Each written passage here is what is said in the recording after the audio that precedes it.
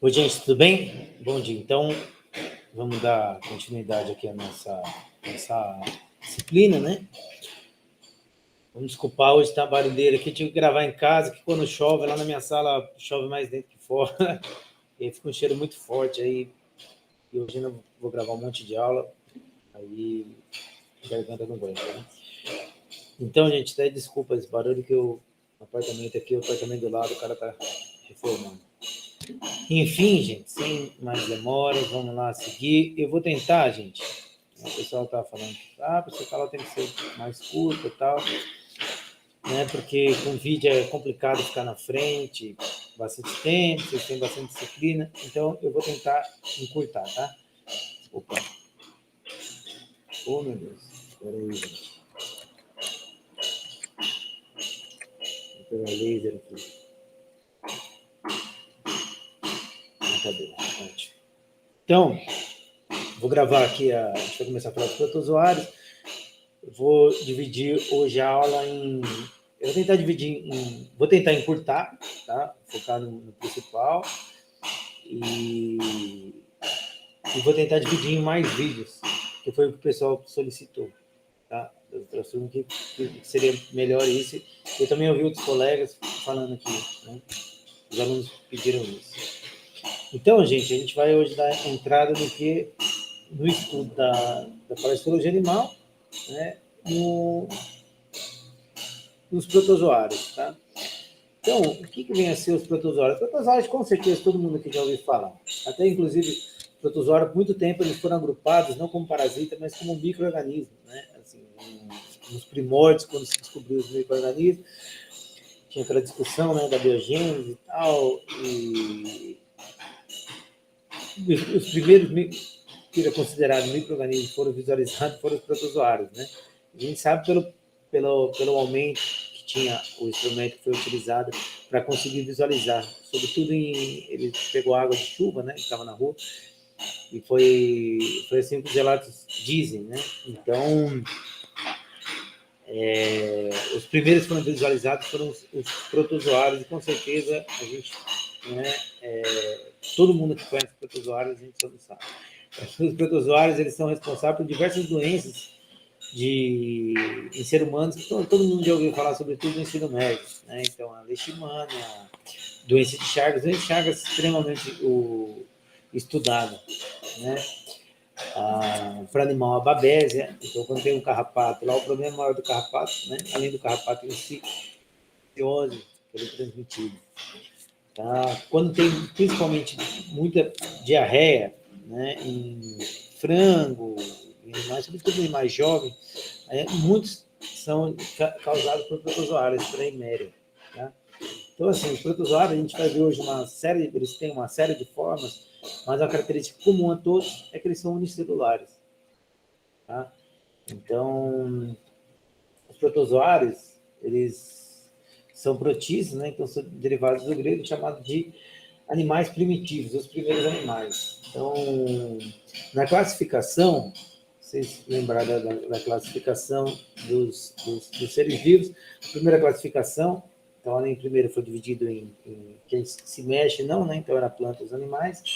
Depois foram surgindo classificações mais complexas quanto a característica, até a gente chegar na genética. Então, quanto de Wakel, então a gente tem o que? Quando ele começou a classificar, ele classificou em 3 reinos: reino animal, vegetal e o protista. Então, no primeiro momento que eu falei para vocês, Aristóteles, ele classificou em 2, quem se mexia e quem não, planta, e depois já começou, quando foi identificado esse primeiro micro-organismo, já se agrupou-se em um reino, que são os protistas. Então, dentro do protista estava todos os micro-organismos, fungo, protozoários, e os outros reinos eram a planta e os animais. Mas, claro, que depois as classificações, né, foram evoluindo, então hoje, inclusive, a classificação, sobretudo para a didática, uma das classificações mais utilizadas é a Dewey Taker, que levava em consideração modo de alimentação, número de célula, função ecológica e tal. Então, ele já fez outras divisões, onde separa os micro-organismos, e agrupou os protozoários no reino protista. Então, o reino protista é composto do quê? Das algas e dos protozoários. Tá? Qual que é a diferença desses? Então, a diferença básica, a mais gritante, é que, os protozoários eles não conseguem produzir o seu alimento a partir da energia do sol. Ele precisa de uma fonte orgânica para ele conseguir se desenvolver, exercer suas funções vitais e se reproduzir. Então, o nome disso a gente chama de heterotróficos. Tá? Então, os heterotróficos são aqueles que precisam de uma fonte orgânica para ele sintetizar aquilo que ele precisa. E essa é a principal diferença entre os protozoários e as algas, uma vez que as algas são autótrofas, isso que significa assim como as plantas. Elas conseguem captar energia solar e transformar essa energia solar em fontes orgânicas, tá bom? Além disso, os protozoários eles são exclusivamente unicelulares. Já as algas elas podem aparecer como pluricelulares. E o que eles têm em comum que ambos, inclusive em comum conosco, ambos são eucariontes. O que significa? Que o material genético está envolto sobre uma membrana, então ele está isolado do citoplasma. E o nome dessa membrana é a carioteca. Então, assim como a gente, eles possuem o material genético separado. E, além disso, eles também possuem as organelas citoplasmáticas. Então, ou seja, as funções do metabolismo ocorrem em diferentes organelas, assim como o nosso. Claro que vocês já viram isso na citologia, tá? Então, a gente vai estudar os protozoários. Então, o nome da ciência que estuda os protozoários é a protozoologia. Essa é a parte da disciplina da parasitologia que estuda os protozoários. A gente tem a SBPZ, que é a Sociedade Brasileira de Protozoologia, e é um interesse muito grande do estudo dos protozoários, como eu falei para vocês, por uma série de doenças que esses animais causam. E, gente, então aqui está algumas, a toxoplasmose, aqui a eméria, malária, doença de Chagas, enfim, como eu comentei com vocês no começo, a gente tem uma série de doenças extremamente importantes. E como vocês podem observar, exemplo da malária, muitas delas estão relacionadas àquilo que a gente conversou no começo, que é o quê? A falta de saneamento básico. Então, está muito ligado a um problema social. Tá? Inclusive, muitos medicamentos, por exemplo, o medicamento da malária, se não é o Estado que faz, então por isso que é besteira esse papo de que a iniciativa privada vai salvar, tudo não vai, porque, claro, ser empresário é óbvio, assim, você obtém o lucro. Se não dá lucro, você não vai fazer, né? Isso é óbvio. Tá? Você nem é colocar a classe, né, empresarial como algo ruim, que não, lógico que é fundamental, mas que, por muitas situações, muitos momentos, por exemplo, essas doenças, o Estado tem que promover isso, lógico, porque o Estado que é o que é responsável pela produção do bem-estar social. Então, a gente tem um problema, por que eu estou falando isso? A gente tem um problema grande do desinteresse de muitas empresas farmacêuticas em produzir alguns medicamentos para doença que não gera o lucro esperado. Inclusive, se a gente pensar na resistência dos antimicrobianos, está acontecendo um pouco isso. Que é o quê? A gente tem os antimicrobianos, cada vez mais, eles têm um tempo até o desenvolvimento de uma resistência menor. Então, os micro-organismos eles estão conseguindo adquirir uma resistência maior em menos tempo, ou seja, então se gasta muito para produzir uma classe, para se descobrir uma classe do medicamento, testar todo o processo, até que ele esteja no mercado, e após estar no mercado, é um tempo curto para que os micro-organismos já desenvolvam uma resistência. Então, o que a gente está tendo? Há um interesse muito maior em outros medicamentos. Exemplo da pressão, da pressão arterial ou da diabetes. Uma porque, numa infecção, qual foi a última vez que você tomou um antibiótico? Agora, uma pessoa que tem diabetes, ela toma todo dia. Uma pessoa que tem pressão alta, ela toma todo dia. Então, há um interesse maior nessas doenças, Claro. E, em suma, a gente está tendo uma menor descoberta né, de novas classes de antimicrobianos, por conta de, claro, além da dificuldade, por conta disso, né, do interesse maior em outros medicamentos. E isso a gente ocorre também em algumas doenças que tem uma incidência, né, que tem uma incidência, uma frequência muito maior em uma classe social,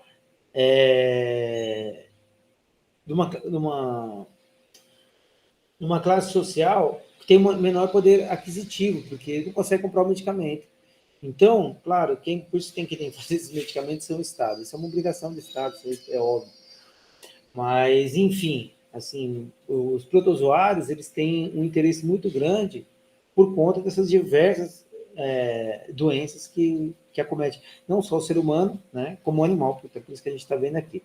Inclusive, uma muito comum aqui, a gente é uma região, acho que se eu não me engano, Santarém é uma região meio endêmica da leishmaniose. A leishmaniose comete não só o ser humano, mas também animais, né? Até a discussão muito grande que se tem, né? O sacrifício, alguns proprietários não querem sacrificar um animal, aí precisa tomar uma série de cuidados, enfim.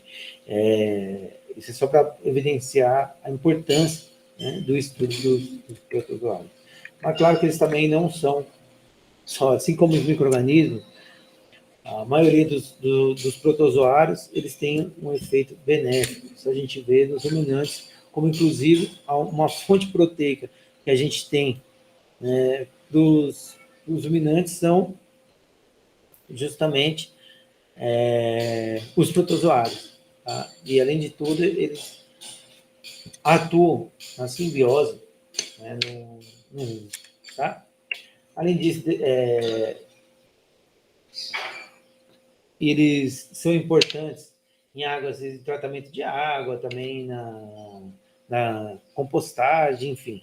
Assim como os micro-organismos têm uma importância grande, os protozoários. Então, a maioria não é aquela coisa que, meu Deus, o protozoário vai morrer. Não, tá?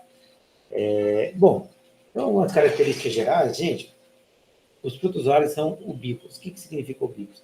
Eles estão presentes em toda parte, tá? Então, tem uma distribuição mundial. Hoje, catalogada, a gente tem mais de 65 mil espécies. E dessas, lembra, SPP é espécie. Dessas, apenas 10 mil, elas hoje ainda são tidas como causadores de doenças. Então, eles são unicelulares, ou seja, constituídos de apenas uma única célula, e eles podem formar colônias, tá? Além disso, como eu falei para vocês, eles são eucariontos, ou seja, eles possuem as organelas citoplasmáticas e uma membrana que envolve material nuclear, são heterotróficos, ou seja, eles não conseguem sintetizar seu próprio alimento a partir da energia do Sol, né? Energia luminosa, e precisa de uma fonte proteica. Eles podem ser de vida livre, onde a maioria está de vida livre, ou parasitas. A grande maioria no ambiente aquático, que a gente vai ver para a locomoção deles, tá? A dimensão é bastante variável, não só a dimensão, o tamanho quanto a forma de observar é nítido. Se olhar aqui, uma ameba, né? Mas a gente tem diversos formatos. E a relação, né? Então eles podem estabelecer uma relação simbionte, como ocorre no rumen, ou uma relação parasitária. Tá? Então, a citologia, gente, como eu falei para vocês, eles são eucariotos. Então, o cromossomo está envolto por um núcleo. Olha aqui, é um dos formatos, tá? Uma das formas que a gente vai ver. Ele está envolto por uma membrana. Então, o DNA está envolvido sobre essa membrana. E, além disso, ele tem diversas, né? Tem as organelas citoplasmáticas, como os eucariotos têm. Então, ribossomo para síntese proteica, mitocôndria para produção de energia, complexo de Golgi, né? Para envelopar e transportar proteínas, os centríolos, lisossomo para digestão, enfim. Todas as organelas citoplasmáticas também envoltas por uma membrana plasmáticas, assim como os eucariotos são. Né? Então, o formato, gente, que a gente tem algumas formas, olha lá, A, B, C, D, E. A gente vai conversar, quando a gente for falar, inclusive, das doenças causadas por protozoários, né? A maioria aqui, ó, a gente vai ver, inclusive, acho que na aula de hoje, na aula de hoje a gente vai ver que significa esse A? Então, olha as diferentes formas, né? Os silos, que são essas estruturas menores, um com flagelo, tá? Alguns sem aparelhos de locomoção, circulares, em forma de pera, enfim, tem diversas formas, tá? Esses são os principais filos que tem, eles são classificados, a gente vai ver, sobretudo eles estão agrupados quanto ao seu modo de locomoção. A gente vai ver falar daqui a pouco de cada um deles. São sarcodínia, mastigota, cilióforas, esporozoas, a gente vai falar daqui a pouco. Então, em suma, vocês têm que saber que tanto a simetria quanto o formato e o tamanho são extremamente variáveis, tá bom? Olha aqui, então, visualizando em microscópio. Então, olha lá, ó, uma tricodínia, tá? Um íctio, esse íctio é aquele que causa doença dos pontos brancos nos peixes. Tricodínia também é muito comum em peixes comerciais. Olha aqui eu ia falar um protozoário, todos esses são, né? Olha aqui tá com os basmos. Não, meu Deus, fugiu. Da doença de Chagas.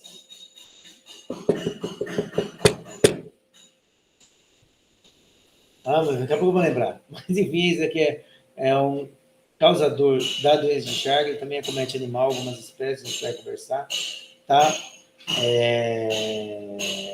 Enfim, olha aqui os diferentes formatos que a gente tem. Uma presa aqui, tá? Olha aqui dentro do leucócito, tá vendo aqui dentro de cada um desses últimos são um. A gente vai falar das principais doenças, tá? Então, olha aqui o formato, né? Então, a citologia, a gente tem todas as organelas, tá? A quantidade de organela também é variada de um organismo para o outro. Tá? Então, claro, um organismo que tem flagelo, que tem ciclo, vai ter uma quantidade maior de mitocôndria, porque precisa de energia, do que um que não se locomove. Tá?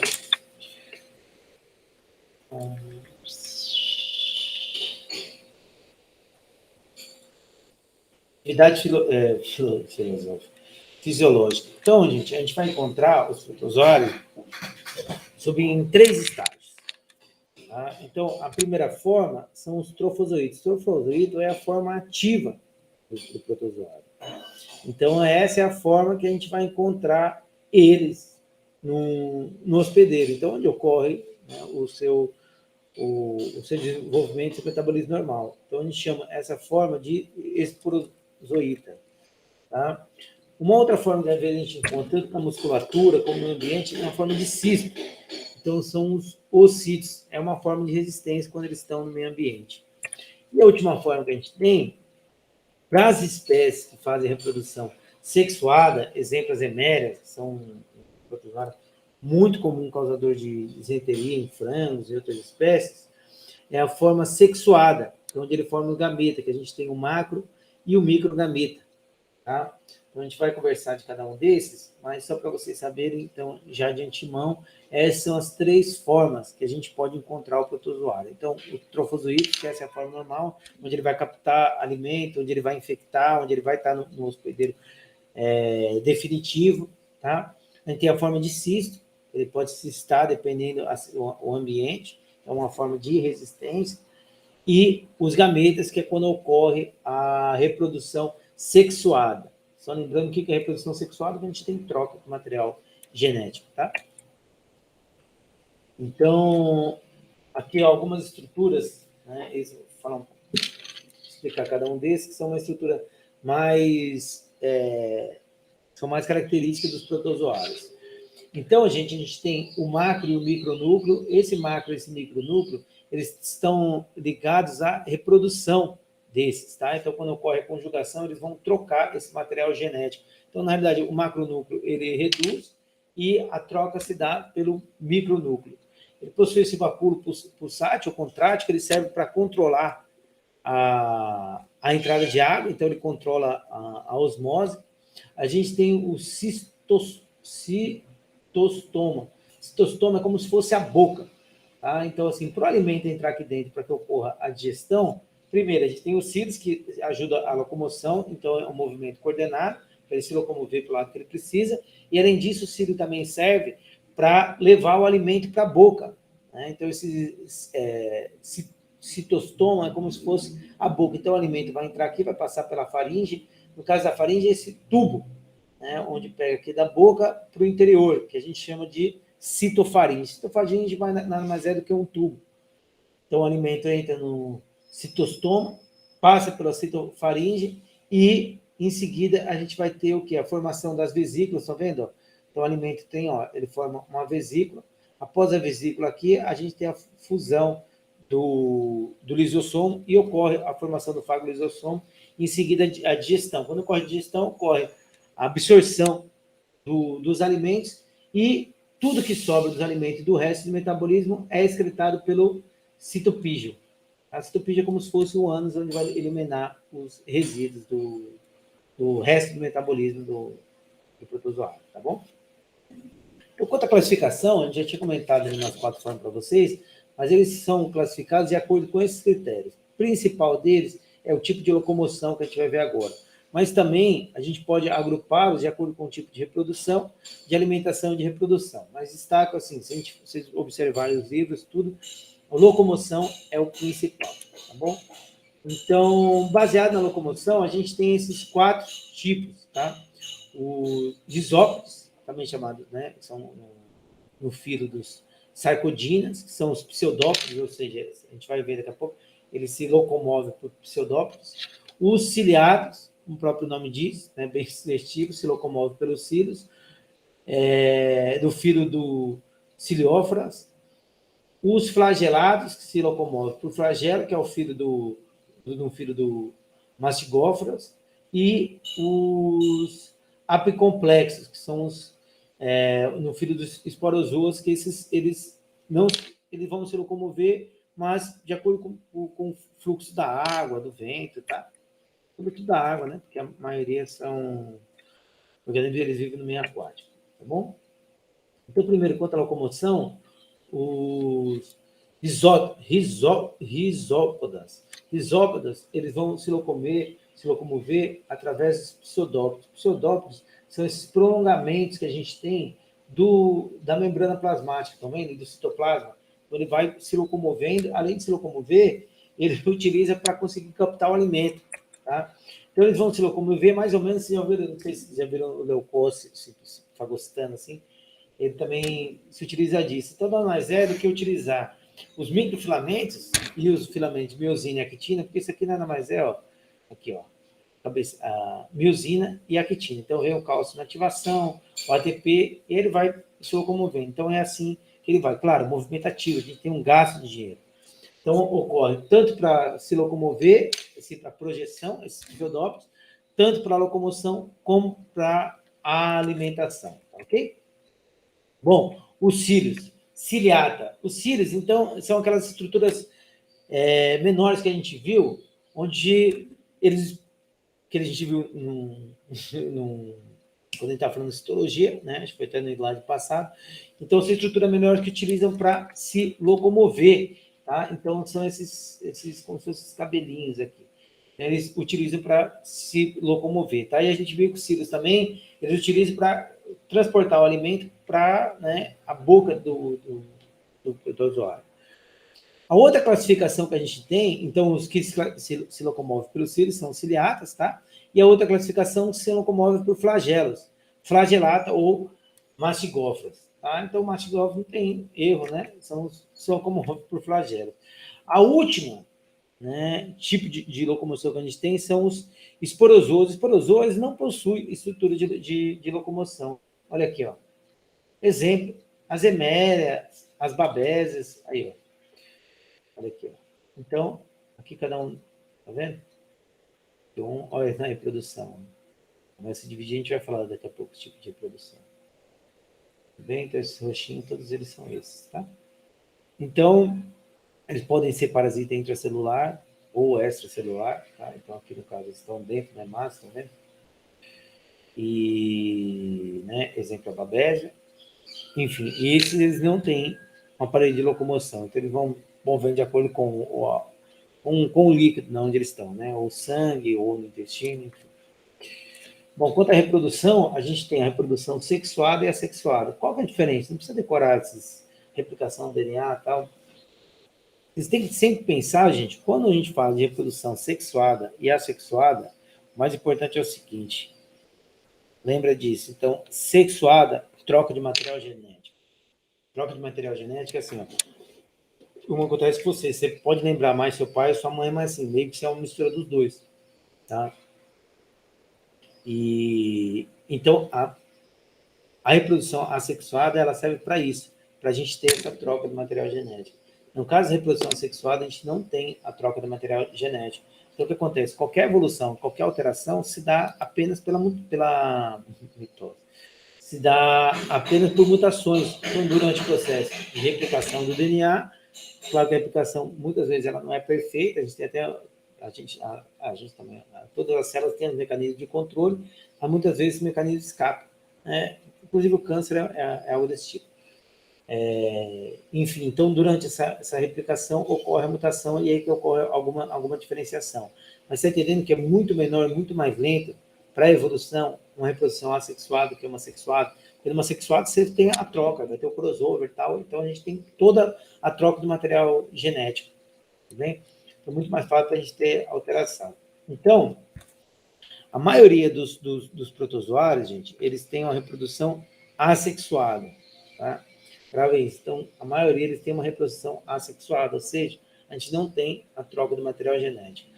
A grande maioria se divide por visão binária, ou múltipla ou simples, né? No caso do leishmania, do tripanossoma, o tripanossoma que é o causador da doença de Chagas, tá?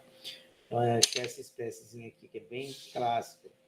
Toda vez que a gente estudava protozoário, pelo menos na minha época no ensino médio, a gente via o tripanossoma, claro, pela sua importância, né? Então ocorre a divisão do núcleo e a célula-mãe vai formar a célula-filha. Então, ou seja, a célula-filha é igualzinha à célula-mãe, tá? Ocorre a divisão do núcleo, ocorre e também das organelas e a divisão a mãe igual ao filho. Na divisão binária múltipla, como a ameba, ele pode se dividir em mais de um plano, tá? Então, os outros tipos de reprodução assexuada que a gente encontra nos protozoários, uma é no caso da ameba, que ocorre por brotamento. Então, ocorre o quê? Lá dentro da mãe vai ocorrendo a divisão, tanto do núcleo quanto do citoplasma, ocorre a formação, e aí, a hora que a célula filha vai deixar a mãe, ela leva um pedaço da membrana, sem romper a membrana da mãe, né? Então, ela leva um pedaço e a gente vai ter a célula filha. Ou a endodiogenia. A endodiogenia a gente vai ter a proliferação de células filhas dentro da mãe. Então, a gente vai ter toda a produção do citoplasma. Então, ocorre mais ou menos isso aqui que vocês estão... Mais ou menos não, é isso que vocês estão vendo. Então, a gente vai ter a duplicação tanto do DNA quanto do citoplasma, das organelas, e vai ocorrendo a divisão, e quando, diferente da babese, diferente do brotamento, quando a célula sai, ela leva a membrana inteira da mãe, então a gente tem um rompimento. Muitas espécies, inclusive, se dividem um monte, como a gente pode observar aqui. Aqui, ó.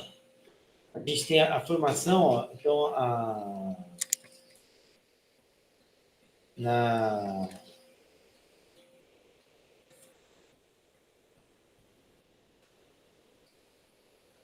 Oh, meu Deus. Então, ocorre a divisão, tá? Perdão, gente. Então, na esquizogonia, é muito parecido caindo, entretanto, a gente vai ter o núcleo divide sucessivamente, formando milhares de protozoários até o rompimento desse, tá? Esses milhões que são formados, a gente vai chamar eles de merozoítos. Merozoítos então, no primeiro momento, a gente chama de esquizontes, que vai ocorrendo, então, a proliferação, a divisão de milhares desses. Quando eles se rompem, que eles vão levando todo o pedaço da membrana citoplasmática, a gente chama eles de merozoítos. Essas espécies, gente, geralmente eles têm essa fase, que é uma reprodução assexuada, que ocorre dentro do hospedeiro definitivo, e também vai ter uma fase assexuada, onde vai ocorrer a troca, então, a formação, tanto do macro quanto do micronúcleo. Nossa, está complicado essa questão. Enfim, como vocês podem observar, olha aqui uma célula. Então, a célula-mãe vai ocorrendo a divisão, ó, até ele romper e levar o citoplasma, e ele vai infectando outras células, tá? Bom, quando a reprodução sexuada, a gente tem dois tipos. Primeiro, a conjugação, onde a gente tem a troca do micronúcleo, tá? A gente vai ter a troca do micronúcleo, então tem uma união temporária entre dois indivíduos, a gente vai ter a troca, ou a fecundação. Fecundação é quando a gente tem o macro e o microgameta, tá? E o macro e o microgameta se juntam, formando um zigoto. O outro vai formar um outro parasita, tá bom? Então, a gente tem a junção, é igual quando acontece com o espermatozoide e com o óvulo, onde tem a formação do zigoto, tá bom? Então, esses são os dois tipos. Então, a reprodução sexuada pode ser por troca do micronúcleo ou por fecundação. Fecundação, então, o micronúcleo, o microgameta, que é como se fosse o espermatozoide, ele vai fecundar o gameta, que é como se fosse o óvulo, e aí a gente vai ter a formação. Isso tudo, gente, dentro do hospedeiro, tá? Definitivo. Bom, quanto à alimentação, gente, assim, basicamente, para não confundir, só decora isso. Então, eles são heterotróficos, ou seja, eles precisam ingerir partículas orgânicas para o seu metabolismo. Tá? Precisa ter uma fonte orgânica. Tudo bem? Vamos confundir, né? Bom, para alimentação, gente, ele vai ocorrer pelo que? Fagocitose. Então, sobretudo, ou os pseudópodes, ou os cílios empurrando para a boca, né? O cistossomo, aí a formação do fagolisossomo, até a digestão e a eliminação pelo citopígio, tá? Ou que nem no caso das amebas, né? Que utiliza a prolongação do seu citoplasma, tá? Para conseguir se alimentar. Eu acho também a respiração, acho que não é importante, não. O ciclo biológico, gente, isso aí para tudo, até está no trabalho de vocês. Não precisa nem decorar isso, quem é quem ainda, né? Na fila do pão aqui. Só grava sempre que mono de monoxeno, um único hospedeiro para completar o ciclo. Então, todo o ciclo, né? Todo o ciclo é o quê? Vai do nascimento até a morte, tá? Então, assim, seria o quê?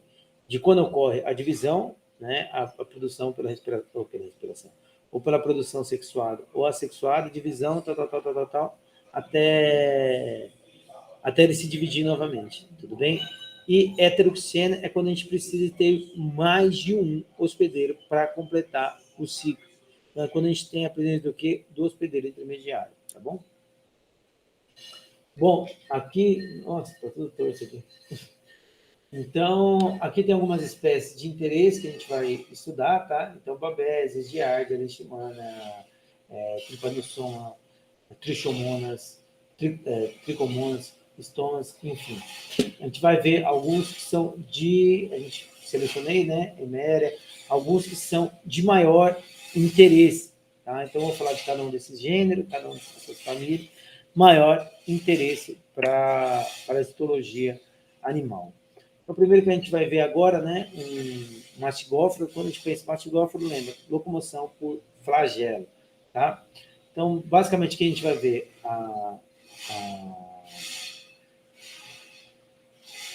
Trichomonas, tripanossomas. Acho que a leishmania é mais para animal de produção. Acho que aqui daqui eu selecionei esses dois, eu lembro da Estônia. Mas aqueles que não ocorre a locomoção, né, que não tem ou cílios ou flagelos ou pseudópodes para se locomover, que são as coccidias. A gente vai ver a Eméria, a Isóspora. Toxoplasmose também tem um interesse maior para animal de companhia. E que se locomove por flagelos, tá? Não, flagelo. Acho que são esses dois. E também a gente vai ver a babesiose. A babesiose acho que é mais interessante a gente ver quando a gente for falar de... Vamos falar já aqui também, né? Mas depois é bom falar quando estiver associando com os parasitas. Mas, enfim, vamos falar aqui primeiro das Trichomonas. Tá? Bom, gente, eu vou dar uma parada para dividir o vídeo aqui. Não sei quanto tempo já deu de gravação, mas eu vou parar e eu gravo de novo a outra parte. Tá? Até já.